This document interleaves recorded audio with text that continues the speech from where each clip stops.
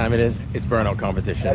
Basically how this works, these guys are going to run down the front, right onto the front stretch right here, and they have basically from the fourth turn, third or fourth, I don't know, they're running the track backwards anyway. My first time here, so as far as the track layout goes, not super familiar with it, but it is banked, it's not bad. So we're going to go ahead and get the cars going and get you some good footage.